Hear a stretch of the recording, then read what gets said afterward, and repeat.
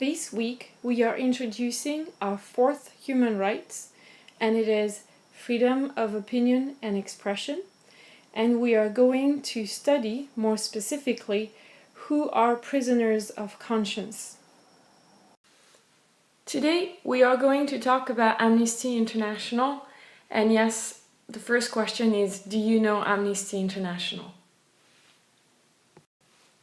Amnesty International is an organization which protects human rights throughout the world, so all over the world. The first part will be about who started Amnesty International, why it was started, and how it was started. So Amnesty International's founder is Peter Benenson, and he was a British lawyer. Peter Benenson started Amnesty International after reading this article.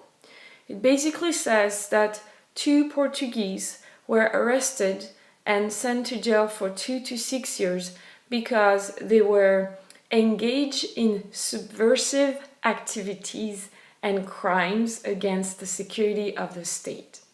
Let me give you more details about this situation. Subversion in Portugal. What does that mean? Well, in reality, it meant that between 1932 and 1974, if you didn't agree with the government in Portugal, you were subversive. But what is strange is that it's just about not agreeing, and yet you're called subversive. And subversive means trying to make the government less powerful. So basically what they were trying to do is to make you look like someone who's against the country, someone who's dangerous, so that if you were considered subversive, they could put you in jail. The reason this was happening is because Portugal, between 1932 and 1974, yes, that's a long time, Portugal was under the dictatorship of Antonio Salazar, and this is the man right here. So again, right, you're just not agreeing with the government, but the government says you're subversive, you're trying to make it less powerful.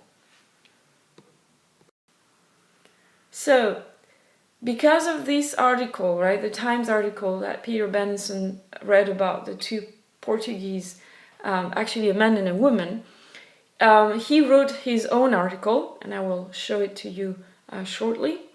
And in this article, he asked for a 1-year campaign of amnesty for political prisoners. So, to grant amnesty means that you forgive someone who has broken political rules or political laws, right? So it's a forgiveness. And usually it goes with people being released from prison, right? They can go free. And a political prisoner is also called a prisoner of conscience. And I'd like to explain a little bit more about prisoner of conscience. First, we need to think about what is a conscience. And yes, I am using an example from a Disney movie, and it's one of these moments in Disney movies where like, that's a great way to explain. So you probably recognize the little boy, and he's Pinocchio, and here you have Jiminy Cricket. Basically, Pinocchio is made out of wood, right? And the idea is that because he's not really human, he needs someone to tell him what is right and what is wrong. And so Jiminy Cricket is going to be Pinocchio's conscience. So a conscience is an inner feeling, right? When you are a human being, usually you have that feeling inside, right? Inside of you, or a voice you hear in your head, and it is like a guide, right? It tells you what is right or what is wrong in what you're doing. So, a prisoner of conscience is a person imprisoned, so in prison, for having political or religious views, so opinions, which are not accepted by their government. And these type of prisoners are unacceptable for Peter Benenson. So in the article he wrote in The Observer, he entitled the article "The Forgotten Prisoners," right? Because usually governments kind of try to hide these people. So you have here the pictures of the 6 men that he focused on in his article. And today I'd like to give you a little bit more details about one of them so that you can better understand why Amnesty International was founded, what was the reasoning, the ideas behind Amnesty International. So one of them was Agostinho Neto, and actually it's Dr. Neto. He was a doctor in Angola, and in the 1960s, Angola was a Portuguese colony. And the thing that Dr. Neto did that the government did not approve of was just working to improve the health services for Africans. So he was not even doing anything against the government, he was just trying to improve the healthcare system. But clearly, the Portuguese government thought this was not appropriate. Probably they thought, ooh, he's trying to be better than us, and he became a target of the Portuguese government. In June 1960, the political police marched into his house. So, right, they didn't quite knock, they just went through it and grabbed him, and they flogged him in front of his family. And as you can see here, to flog someone means to beat with a whip or stick, right? So it's a very painful experience, and why should anyone be treated that way? Then the political police kept him in Cape Verde Islands without charge or trial. So they kept him in prison without charge, meaning without explanation of what he did wrong, and without trial, so they did not take him in front of a judge to be to receive a sentence or an explanation of what was happening. And that is against human rights. Both the flogging and both being in prison without charge or trial. So what happened? Well, Amnesty International urged the public, so motivated, pushed people to write faxes and letters. And yes, please keep in mind this is 1961. No Facebook, Twitter, Line, all these SNS, right? So people were asked to write faxes and letters, and also to contact governments, because if you get other governments involved, then it's a bit easier to protest against the violations of human rights. The result was very positive. The Portuguese government was under so much pressure that they only put Dr. Neto under house arrest, which means that he couldn't leave his house. But in the end, he decided to escape to Morocco, thinking it was safer for him and his family. So what happened after? Well, people wrote with more information about human rights violations around the world. So basically, this article and this experience with Dr. Neto started a cycle of sharing information and trying to make things better. And also, yes, people sent money to support the families of the victims. Just imagine if, the person that is in jail is the breadwinner, right? The person who is making the money for the family. Well, the family needs help with money for everyday expenses. In addition, people also send money to support the lawyers working for Amnesty International. Some of them may be able to work for free, but others might need to be paid. Last but not least, gathering information costs money. So by sending money to Amnesty International, they could also get even more information to help with human rights. In 1962, Appeal for Amnesty became Amnesty International. Right? So just keep in mind the first name was Appeal for Amnesty. I have been using Amnesty International because it's the name that they use nowadays. So it became a worldwide movement. Yes, Amnesty reports about every single country in the world. And yes, they are fighting for human rights. In 1977, they were even given the Nobel Peace Prize because they realized, the Nobel Peace Prize Committee realized that Amnesty International was doing a lot to secure the ground for freedom, meaning they made sure that freedom could be a reality for people, as well as for justice, and thereby also for peace in the world. Basically, if you have freedom and justice, usually peace in the world is much easier to get. For part 2, I'd like to explain what Amnesty International does nowadays to protect human rights. We saw how they started, and what they did when they started is still going on, but they've added a few things. One strength of Amnesty International is that they research, right? So they take time to really understand what the situation is, what the problems are, before starting to ask people to support. So I usually find their claims, the cases they're trying to defend very trustworthy. I never feel like, oh, maybe something happened that they didn't realize. So they really do good research so that we know that we can trust the cases that they ask us to promote. Also, they publish the findings, right? So what they found is published so that everybody can know about it. And it's every year on paper. You have this one, it's called the Amnesty International Report, and then the year, right? So every year there is a big report about all the human rights abuses in the world. It's not a very fun book to read, but at least you get to discover what is happening all around the world.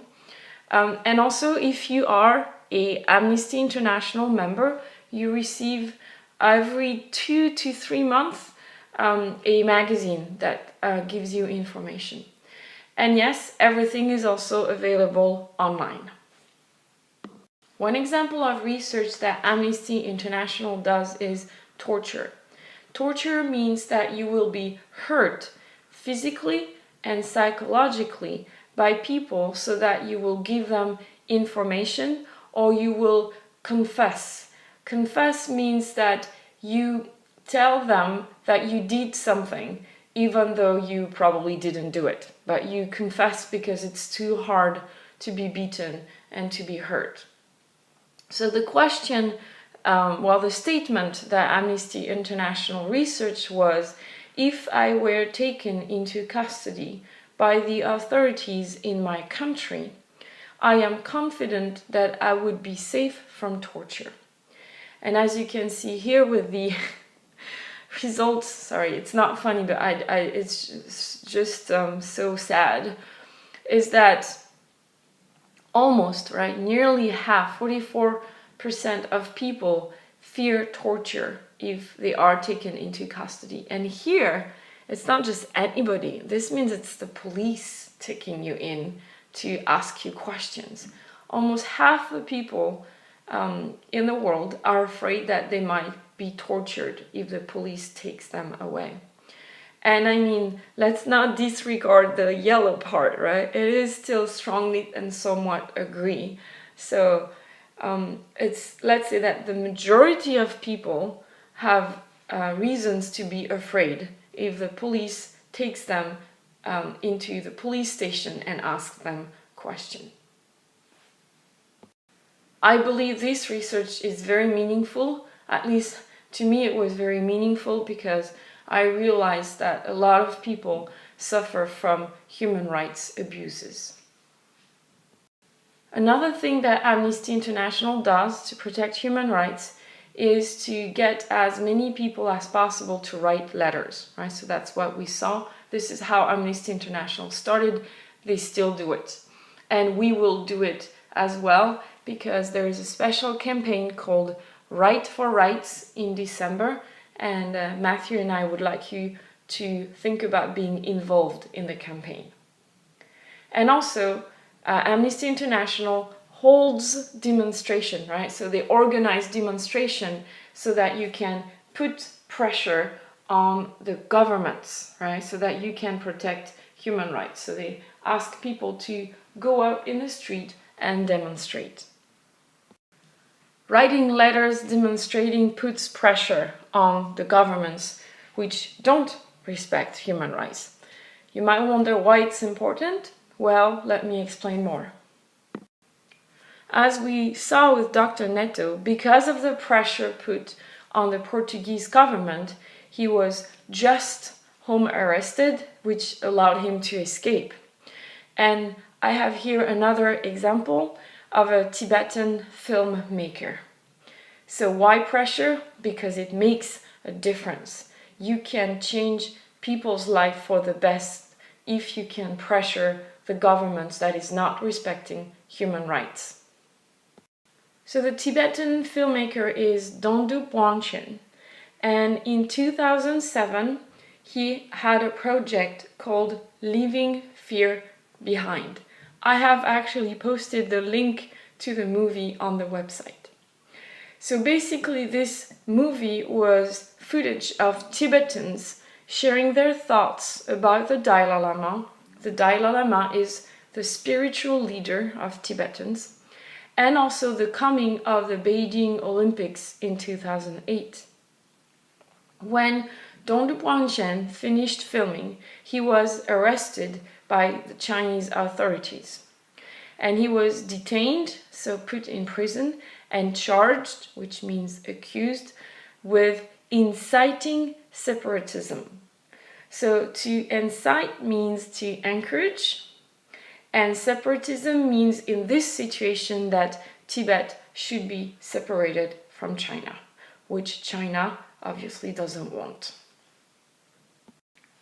Dondu Bwanchen spent 6 years in prison, and it was not 6 years of vacation, because from the descriptions we have, the treatment he received in prison was horrific, meaning really, really, really bad.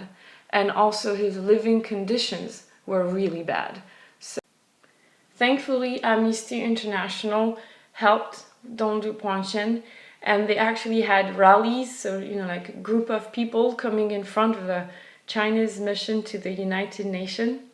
And also they gathered thousands of signatures that were asking for his release from prison. They also organized a speaking tour with his wife, Lamo Tso, and they even got the support of some celebrities, including Yoko Ono.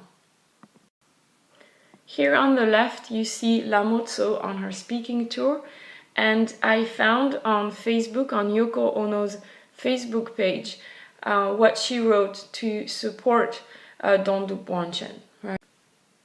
Thanks to the different actions taken by Amnesty International, Dondu Bwanchen was finally released on June 5th, 2014. And this is what he said when he came out. I would like to express my feeling of deepest gratitude for all the support I received while in prison. Deepest gratitude, right? He's thanking people for having supported him, for having been there for him while he was in this terrible prison in China.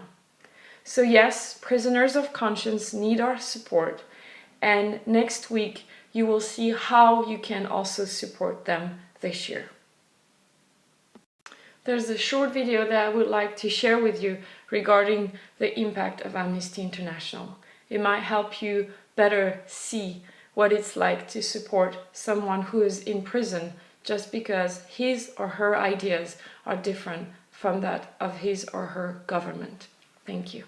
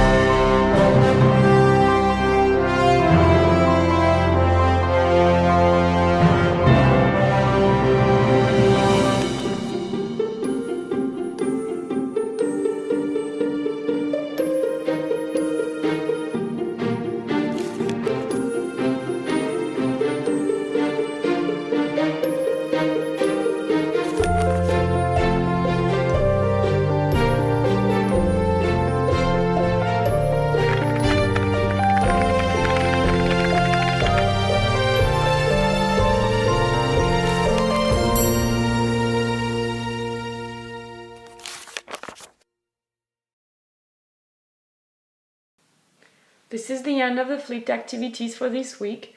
Thank you very much. On the next page, you will see the references.